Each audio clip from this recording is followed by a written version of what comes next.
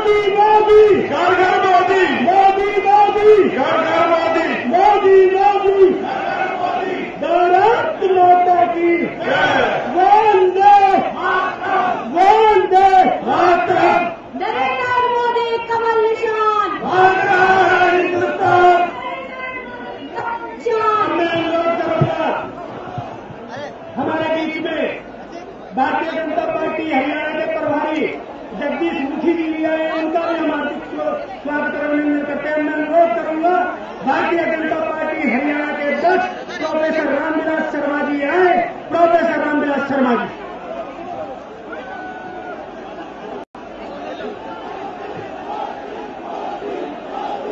आज हमारे बीच में भारत के भावी प्रधानमंत्री श्रीमान नरेंद्र मोदी, हमारे गुड़गांव से लोक लाडले उम्मीदवार स्वतंत्रता सेनानी राव तुलाराम के वंशज राव इंद्रजीत सिंह, हमारे फरीदाबाद से उम्मीदवार चौधरी कृष्णपाल गुर्जर, बहन सुधा यादव, राव बलवीर सिंह जी, हमारे प्रभारी प्रोफेसर जगदीश जी मुखे, हमारे सह प्रभारी डॉक्टर अनिल जैन, मंच पर विराजमान श्री भामीराम जी मंगला, दीपक जी मंगला और इस जिला के अध्यक्ष तेजपाल कंवर, फरीदाबाद जिला के अध्यक्ष अजय गौड़, भारतीय जनता पार्टी और हल्का के सभी पदाधिकारी और ये गुड़गांव की जनता जनार्दन। अभी आप नरेंद्र भाई, आपने आज हरियाणा का ये पूरा दिन हमारे लिए दिया। आप जनरल वीके सिंह के लिए गाजियाबाद में आए, अभी आप कुरुक्षेत्र से आए और अब आप गुरुग्राम में। हम आपका हार्दिक अभिनंदन करते हैं गुरु द्रोणाचार्य की इस धरती पर। और मैं नरेंद्र भाई आपको एक बार ये अहिरवाल की जनता, ये मेवात की जनता, एक बार नरेंद्र भाई को, ये गांव गरीब किसान है, ये हरिपारी है, ये व्यापारी कर्मचारी है, ये हरिजन बैकवर्ड है और ये बेरोजगार नौजवान और झोपड़ी का इंसान। हम आपका हार्दिक अभिनंदन करते हैं, हम आपका स्वागत करते हैं। और एक बार आप सब लोग नरेंद्र भाई मोदी को एक बार दोनों हाथ उठा करके भारत माता की, भारत माता की वंदे वंदे। नरेंद्र मोदी कमल निशान मांग रहा है हिंदुस्तान, एक बार जोर से नरेंद्र मोदी कमल निशान, नरेंद्र मोदी कमल निशान। मैं नरेंद्र भाई, आज हरियाणा का गांव गरीब किसान ये देख रहा है कि एक ट्रैक्टर के घर में पैदा हुआ, एक चाय बेचते बेचते गरीब की पीड़ा जानने वाला देश में प्रधानमंत्री बनने जा रहा है। हम हरियाणा के सब लोग ये समझते हैं कि हरियाणा प्रधानमंत्री बनने जा रहा है। इन्हीं शब्दों के साथ मैं आपका हार्दिक अभिनंदन करता हूं, स्वागत करता हूं।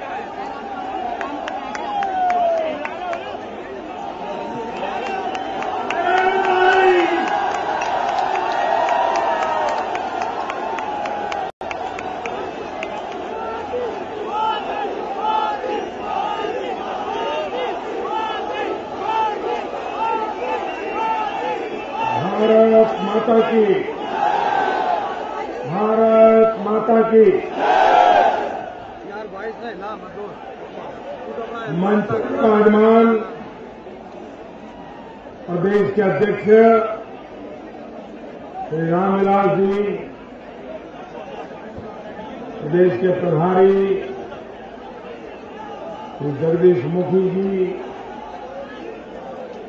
डॉक्टर अनिल जैन जी, इस चुनाव में हमारे प्रत्याशी राव इंद्रजीत सिंह जी और फरीदाबाद के प्रत्याशी श्री कृष्णपाल गुर्जर जी, बहन सुधा यादव जी, राव नरवीर सिंह जी, श्री सुरेश भट्ट जी, श्री रामचंद्र बेड़ा जी, श्री तेजपाल कंवर जी, श्री राम अवतार सिंगला जी, श्री सतीश खोला जी, श्री अजय गौड़ जी, श्री गिरिराज जी डागर, श्री भानुराम जी मांगला, श्री सत्यप्रकाश कश्यप जी, श्री दीपक मंगला, श्री लक्ष्मण जी यादव, श्री विमल यादव, श्री बेगराज जी यादव, मंच पर विराजमान सभी वरिष्ठ महानुभाव और विशाल संख्या में आए हुए भारत के भाग्य विधाता मेरे भाइयों और बहनों,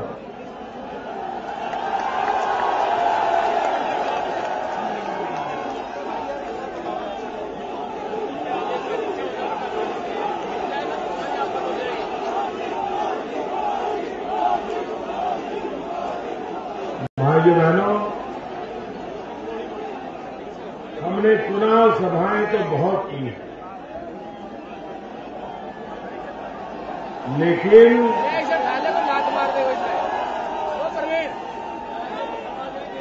ये पहली चुनाव सभा में ऐसी देख रहा हूं, चुनाव में जहां भी जाता हूं ऐसा जन सैलाब उमड़ पड़ता है जो सामान्य रूप से चुनाव सभाओं में नहीं हुआ है।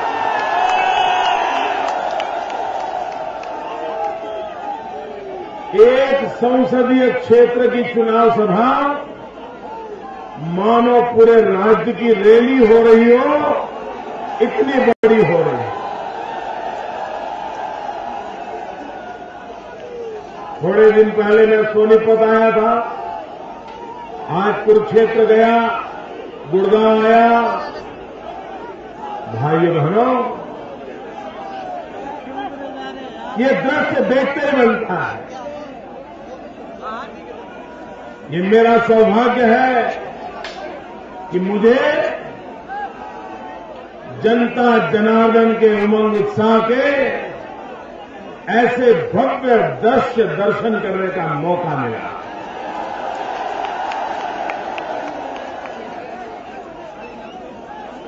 भाइयों बहनों, ये चुनाव ऐसा है कि चुनाव घोषणा होते ही चुनाव के नतीजों की भी घोषणा हो गई है।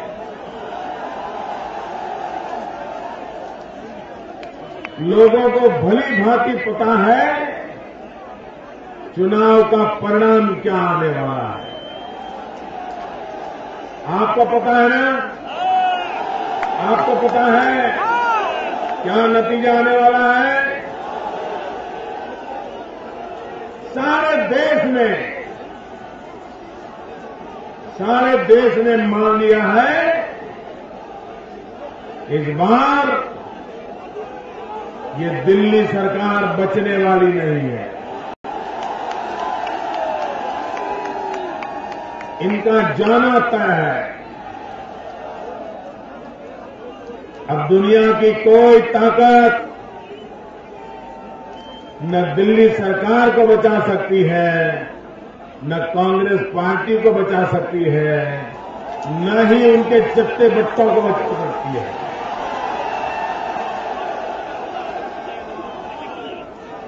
भाइयों बहनों,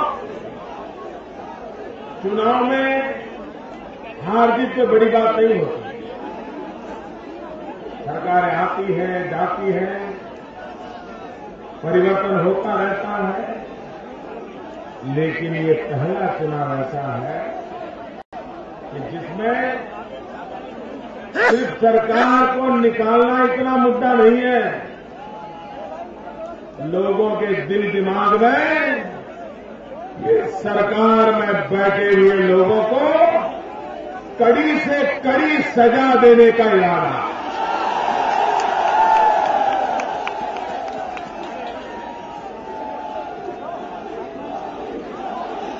10 साल हो गए। 10 साल में देश को कहां से कहां लाकर के इन लोगों ने रख दिया। भाई बहनों, सामान्य मानव का जीवन मुश्किल होता जा रहा है। सरकार नाम की कोई चीज नजर नहीं आ रही है। हर प्रकार के सरकार के ठेकेदार पैदा हो गए हैं और जब तक इन ठेकेदारों की आरती न उतारो, प्रसाद न चढ़ाओ, आपका काम नहीं होता। यहां आया हुआ कोई नागरिक दावे से कह सकता है कि हम सरकार में हमारी कानूनी मांग हो, कानूनी, कोई गैर कानूनी नहीं, नियमों के अंतर्गत हो, और आप चिट्ठी लिखें और आपका काम हो जाए, ऐसा कोई विश्वास से कह सकते हो? आप मुझे बताइए, आप सरकार के दास हो कि सरकार आपकी दास है? 60 साल में दिल्ली में बैठे हुए लोगों ने, हरियाणा में सरकार चलाने वाले लोगों ने, जिनका काम था सरकार का, जनता का दास बनना, जनता का सेवक बनना, जनता का सिपाही बनना, वे ही लोग आज चाहत बन करके बैठ गए। और इसलिए भाइयों बहनों, ये सरकार में ये साहबगिरी वाला जो रोग है,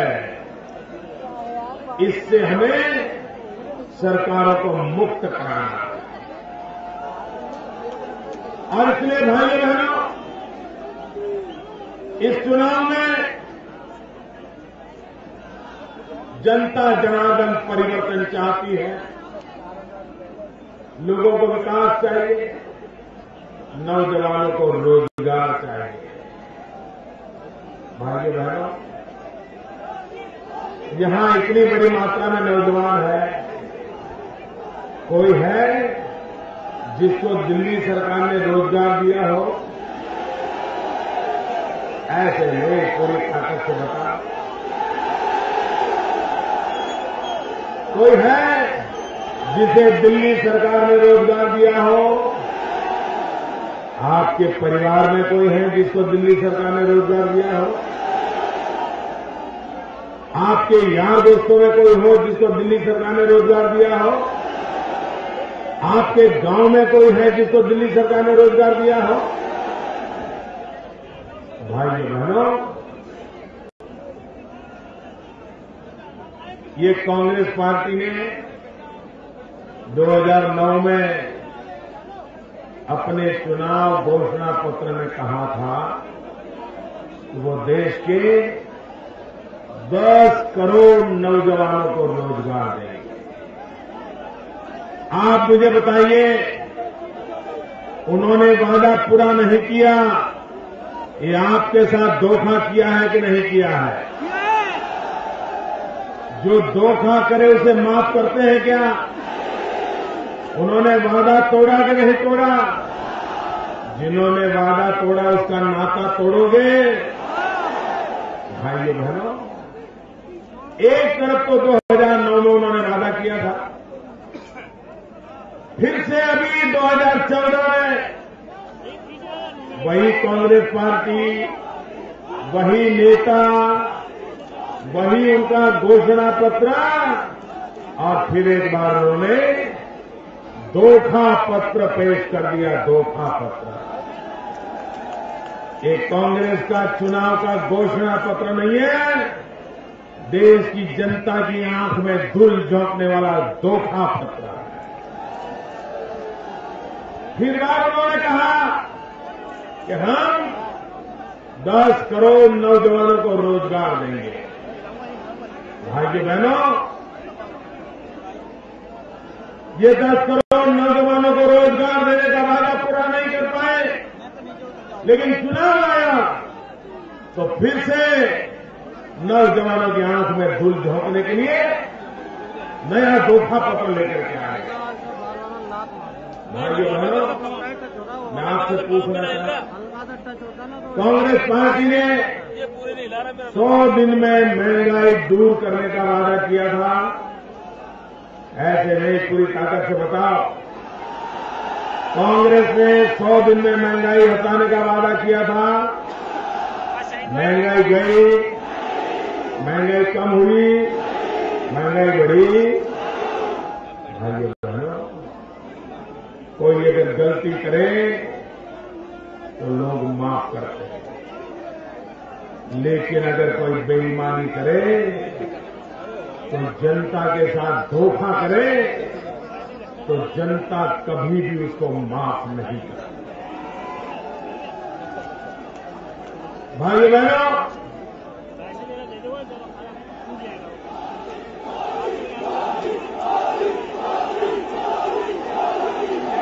ये शहजादे जी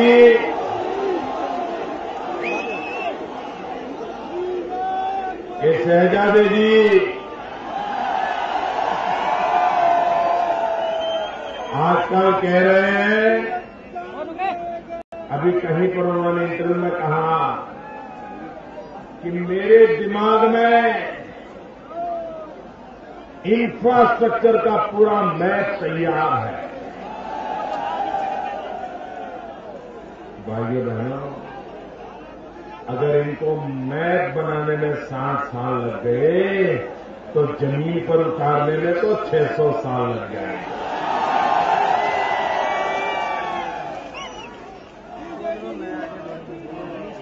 भाइयों बहनों, इंफ्रास्ट्रक्चर में एक महत्वपूर्ण क्षेत्र होता है बिजली। क्या आपको बिजली मिलती है? आपको बिजली मिलती है?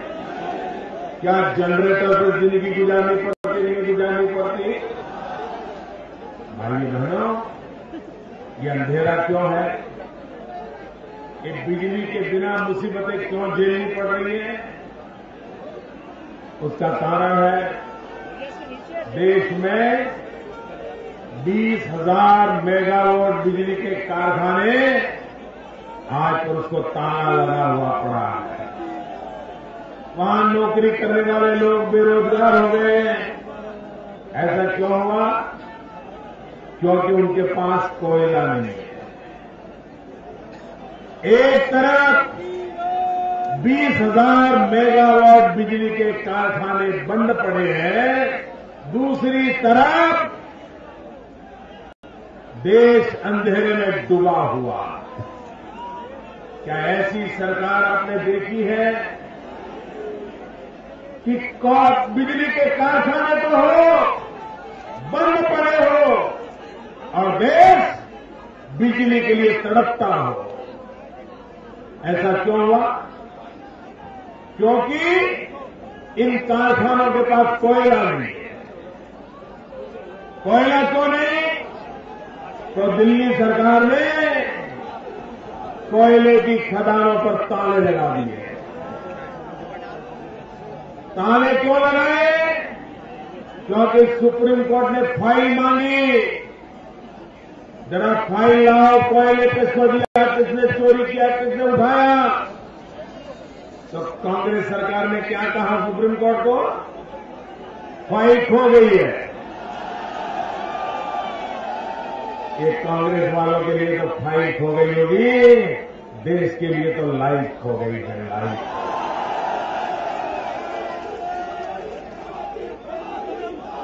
भाइयों बहनों, मुझे बताइए, क्या देश का कोयला देश के काम आना चाहिए? कोयले की खदानों से कोयला निकलना चाहिए, बिजली के कारखानों तक पहुंचना चाहिए, बिजली बननी चाहिए, बिजली गांव-गांव जानी चाहिए, कारखाने लगने चाहिए, नौजवानों को रोजगार मिलना चाहिए। आपको समझ आता है ना? सब समझ आता है ना? कि दिल्ली सरकार वालों को नहीं आता। जो छोटी सी बात आपको समझ आती है, ये दिल्ली सरकार वालों को समझ नहीं आती। भाइयों बहनों, एक गुड़गांव में कोई नौजवान है जो मुझे कहे कि उसके जेब में एक भी रुपया न हो, लेकिन 3 महीने में 50 करोड़ रुपए की कमाई कर सके, ऐसा कोई जादूगर है क्या यहां? कोई जादूगर है भाई जिसके जेब में एक पैसा न हो, लेकिन 3 महीने में उसके खाते में 50 करोड़ रुपया आ जाए? ऐसा कोई बाजीगर है क्या? शहजादी जी, देश जानना चाहता है, इस गुड़गांव का, हरियाणा का किसान जानना चाहता है, ये कौन बाजीगर है जिसने किसानों की जमीनें हड़प करके 3 महीने में 50 करोड़ रुपया कमा लिया है? बाजीगर कौन है? इस बाजीगर के साथ आपका नाता क्या है जरा बताओ? देश जाना भर में भ्रष्टाचार के लिए भाषण देने वाले शहजादी जी, आपके घर में क्या हो रहा है देश जानना चाहता है। आप मुझे बताइए, कौन है जिसके खाते में 50 करोड़ रुपया जमा हुआ है? कौन है? कौन है? उनके क्या लगते हैं? उनके क्या लगते हैं? भाइयों बहनों, आप देश को उपदेश दे रहे हो और खुद जवाब देने को तैयार नहीं, और कह रहे हैं मैं देश के हर नागरिक को चौकीदार बनाऊंगा। क्या ऐसे ही चौकीदार होंगे क्या? जो कोयला चोरी करते हैं, जो 2G में गड़बड़ करते हैं, जो रेलवे में गड़बड़ करते हैं, जो आदर्श घोटाले में गड़बड़ करते हैं, क्या यही लोग चौकीदार होंगे क्या? शहजादी जी, दूध की रखवाली दिल्ली को दे दोगे क्या?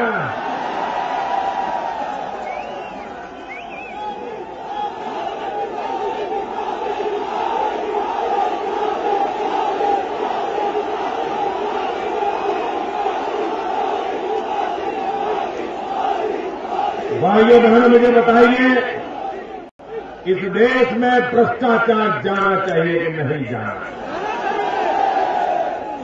भाइयों बहनों, एक कांग्रेस पार्टी भ्रष्टाचार के खिलाफ लड़ सकती है?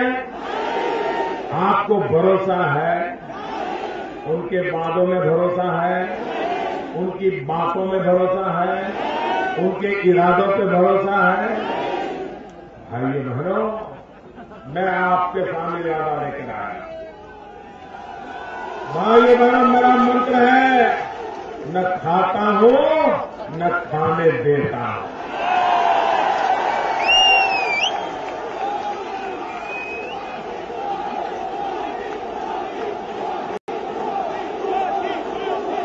और मैं अनुभव से कहता हूं कि भ्रष्टाचार से देश को मुक्त किया जा सकता है। शर्त एक ही है, जो ऊपर बैठा है उसमें दम चाहिए।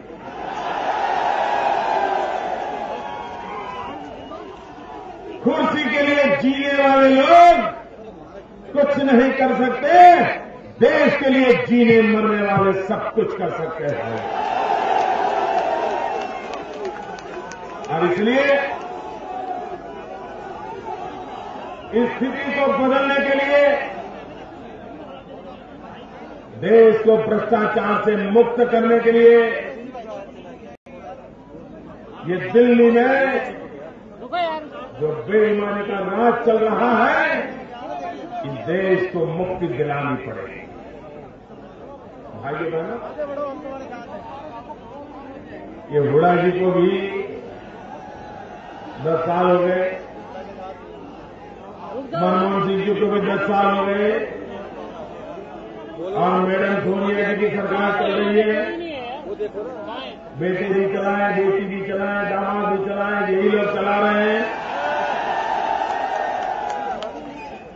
भाइयों बहनों, आप मुझे कहिए 10 साल में आपके जीवन में कोई बदलाव आया है? ऐसे क्या बात है? पूरी ताकत से बताओ। इस पर्दे के पीछे है वो भी बताओ। भाई बहनों, आप मुझे बताइए, क्या कोई बदलाव आया है? आपके इस शहर में बदलाव आया है? आपके गांव में बदलाव आया है? आपके जीवन में कोई बदलाव आया है? नौजवानों के जीवन में बदलाव आया है? माताओं बहनों के जीवन में बदलाव आया है? भाई बहनों, ऐसी सरकार सोची है क्या? धरा का दौरा नहीं पड़ा है, अगर बदलाव आया तो उनकी जिंदगी में आया है। और इसलिए भाइयों बहनों, जिनके दिल में आपके लिए कोई परवाह नहीं है, ऐसे लोगों को जितना जल्द हम हटाएंगे उतना हिंदुस्तान आगे बढ़ेगा। और इसलिए भाइयों बहनों, हरियाणा में से इस बार कांग्रेस का खाता नहीं खोलना चाहिए।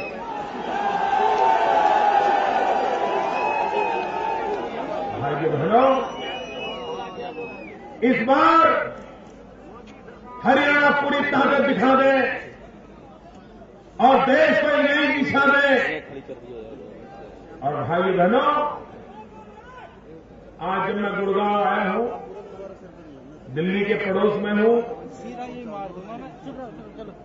न जाने क्यों जिस दिल्ली के लिए हमें नाज था, जिस लोग हमें गर्व था, दुनिया के सामने हमारी राजधानी की हम चर्चा करते थे, दुर्भाग्य से आज वो बलात्कार की नगरी बन गई। माताएं बहनें असुरक्षित है। और आपके हरियाणा के को मुख्यमंत्री कह देते हैं 8 बजे के बाद महिलाएं बाहर न जाए। तो फिर आप सरकार क्यों चलाते हो? लोग अपने घर में रहेंगे, अपना कारोबार चलाएंगे। क्या ये देश चलाने का ये तरीका है? भाई बहनें कैसे मूर्ख बनाते हैं। मैं देश भर की माताओं बहनों का ध्यान आकर्षित करना चाहता हूं। मैं नौजवान बेटियों का ध्यान आकर्षित करना चाहता हूं। और बड़ी गंभीरता से मेरी बात को लीजिए, ये लोग कितने झूठे वादे करते हैं। जब दिल्ली में निर्भया कांड हुआ, पूरे देश की आंख में आंसू थे। एक बच्ची पर बेरहम बलात्कार, उसे मौत के घाट उतार दिया। देश के दिल्ली में रहने वाले नौजवान सड़कों पर आ गए। भयंकर ठंड के बीच वो रास्ते पर सो रहे थे। कभी पानी की बौछारें, कभी लाठियां चलती थी, लेकिन ये नौजवान हमारी बेटियों के सम्मान के लिए डटे रहे, लड़ते रहे, जूझते रहे। पूरे देश का खून खौल गया। भाइयों बहनों, ऐसे माहौल में भारत सरकार ने अपने बजट में इस देश की मां बेटियों की रक्षा के लिए, सम्मान के लिए 1000 करोड़ रुपए का निर्भया फंड निकाला था, बजट निकाला था। सारे देश के अखबारों ने बड़ी तारीफ की थी, टीवी वालों ने तारीफ की थी, उनका जय जयकार किया था। लेकिन बाद में किसी ने पूछा, ये मां बेटियों की सुरक्षा और सम्मान के लिए 1000 करोड़ रुपया लगाए थे, वो कहां गए? भाइयों बहनों, मुझे दुख के साथ कहना है, ये निर्भया पर जो बलात्कार हुआ, उससे भी गहरी चोट ये दिल्ली की बेरहम सरकार ने दी है। उसने 1000 करोड़ रुपये में से एक नया पैसा खर्च नहीं किया। और एक कितनी मोटी चमड़ी के लोग हैं, निर्भया जैसी घटना भी इनको रुला नहीं पाती, उनको हिला नहीं पाती। निर्भया ने पूरी दुनिया को चौंका दिया था। ये दिल्ली सरकार पर कोई फर्क नहीं पड़ता। उसी शहर में पिछले साल के बजट में 1,000 करोड़ रुपया लगाया था, उसमें से 1 पैसा खर्च नहीं किया। और दोबारा इस बजट में वोटर अकाउंट में फिर 1,000 रुपया डालने का नाटक किया गया। भाइयों बहनों, ये माताओं बहनों का अपमान है कि नहीं? ये आपके गांव पर नमक छिड़कने का प्रयास है कि नहीं? इसलिए मैं कहता हूं भाई, ये धोखेबाज परंपरा नहीं चल सकती। ये धोखेबाजी का खेल नहीं चल सकता। भाइयों बहनों, ये कांग्रेस पार्टी बड़ी कमाल की पार्टी है, बड़े चतुर लोग हैं। कब क्या करना, कैसे करना, कब करना, ये सब उनको मालूम होता है। इसलिए इस चुनाव में आएंगे, हाथ जोड़ेंगे, आपको भी अच्छा लगेगा। फिर धीरे धीरे हाथ मिलाना शुरू कर देंगे। उसके बाद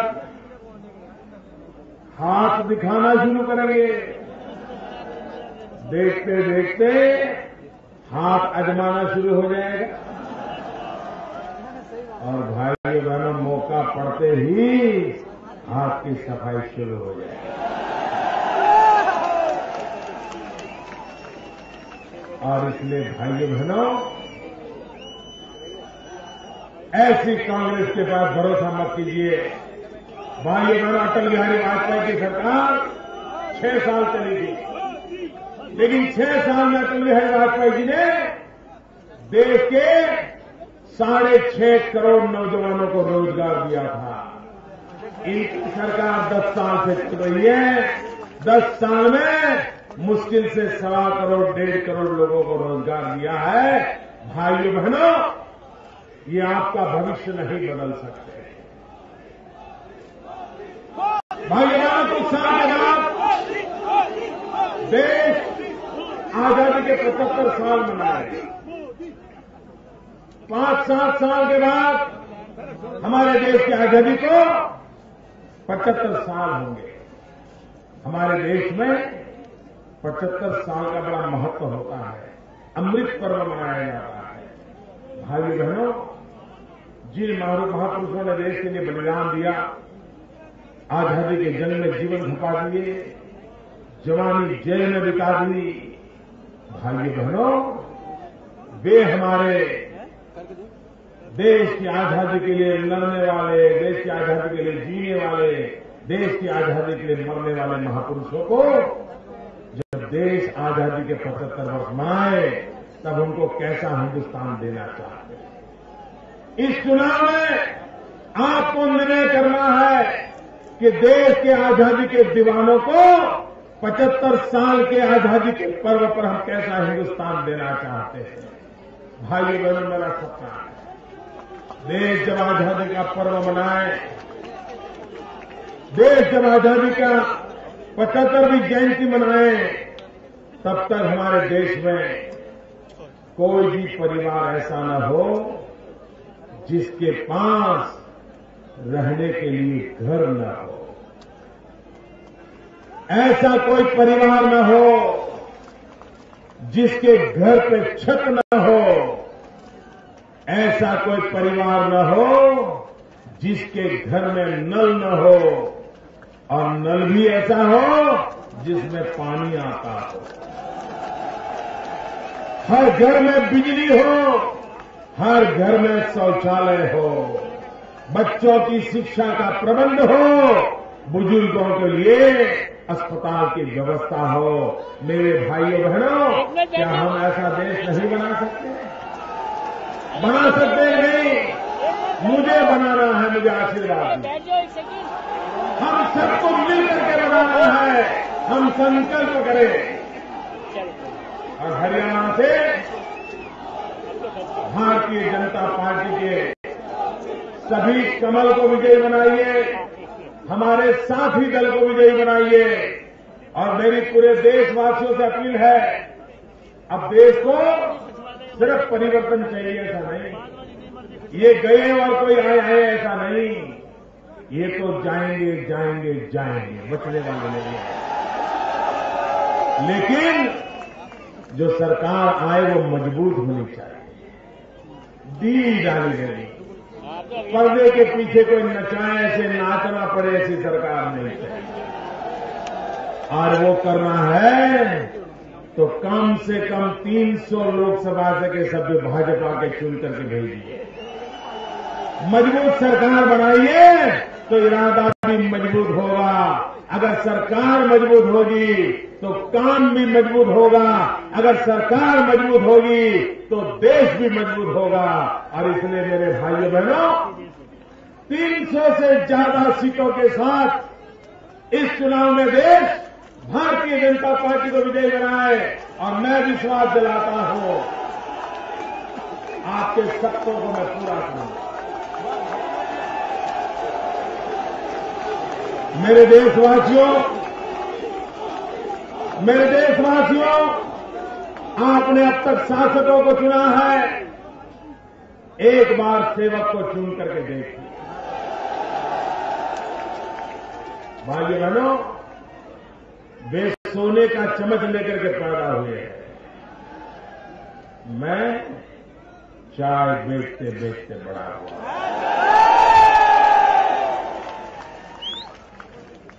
वे नामदार हैं, मैं कामदार हूं।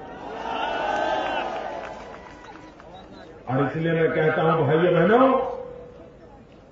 इस बार सेवक पसंद करके देख लीजिए। शासक बहुत देख लिए, तबाही बहुत देख लिए, एक बार सेवक चुन करके देखिए। भाइयों बहनों, आपने उन्हें 60 साल दिए। 60 साल कम समय नहीं होता है। 60 साल में हिंदुस्तान को हम कहां से कहां ले जा सकते थे, लेकिन सब बर्बाद हो गया। 60 साल तो तबाह हो चुके हैं। भाइयों बहनों, मैं तबाही का मंजर देख करके कहता हूं, मेरे गुजरात के अनुभव के आधार पर कहता हूं, भाइयों बहनों, उनको आपने 60 साल दिए। मेरे देशवासियों, मुझे सिर्फ 60 महीने दिए। जो काम 60 साल में वो नहीं कर पाए, वो 60 महीनों में करने का मैं आपको इरादा लेकर के आया।